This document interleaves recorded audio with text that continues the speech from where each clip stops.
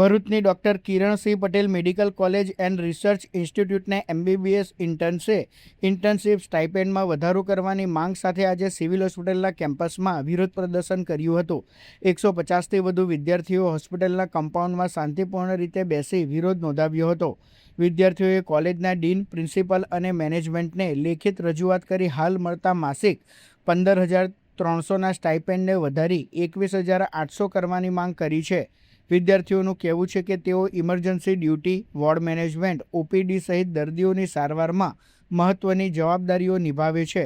વધતી મોંઘવારી અને કામના ભારને ધ્યાનમાં રાખી હાલનું સ્ટાઇપેન્ડ અપૂરતું હોવાનું જણાવી યોગ્ય વધારો કરવાની માંગ કરી છે। અમે ડૉક્ટર કિરણસિંહ પટેલમાં ઇન્ટર્નશીપ કરીએ છીએ આ વર્ષમાં। અમારો મુદ્દો એ છે કે અમને અત્યાર સુધી પહેલાં તો 2 મહિના ડ્યુટી કરી, એનામાં સ્ટાઇપન્ડ વિશે કીધું નહીં અને પછી કીધું તો 500 રૂપિયા વધારીને આપ્યા છે।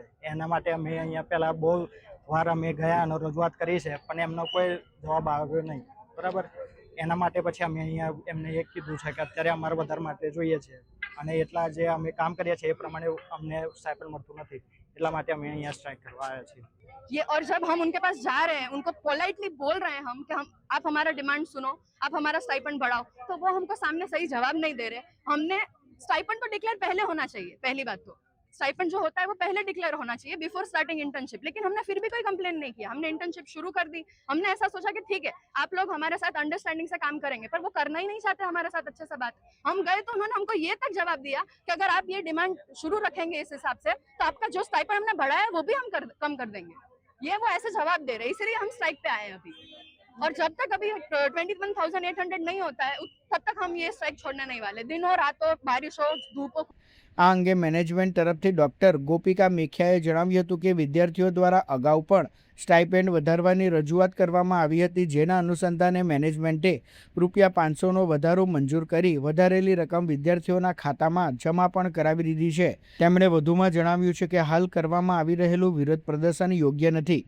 મેનેજમેન્ટે વિદ્યાર્થીઓને મુખ્ય મેનેજમેન્ટ સભ્યો સાથે બેઠક યોજવાની ખાતરી આપી છે, તેમ છતાં વિદ્યાર્થીઓએ આજે વિરોધ પ્રદર્શન કર્યું છે।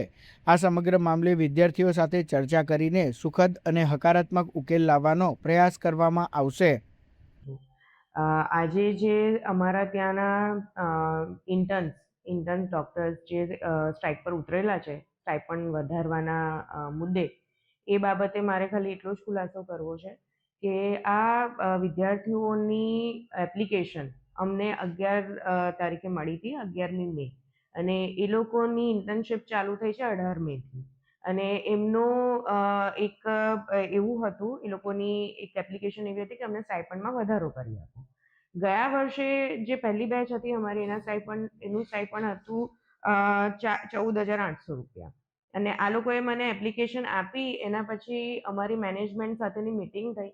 મેનેજમેન્ટે આ વિષય પર થોડું ધ્યાન આપ્યું અને એ લોકોના સ્ટાઇપન્ડમાં અમે લોકોએ 500 રૂપિયાનો વધારો કરીને આપ્યો। જે એપ્લિકેશન એ લોકોએ આપેલી હતી 11/5 એના સંદર્ભે અમે એ લોકોને વધારો કરીને આપેલો છે સ્ટાઇપન્ડનો। હાલનું સ્ટાઇપન્ડની રકમ છે 15,300 રૂપિયા, અને આ જે રકમ છે એ લોકોના અકાઉન્ટમાં સ્ટાઇપન્ડ પેટે જમા પણ કરી દેવામાં આવેલી છે।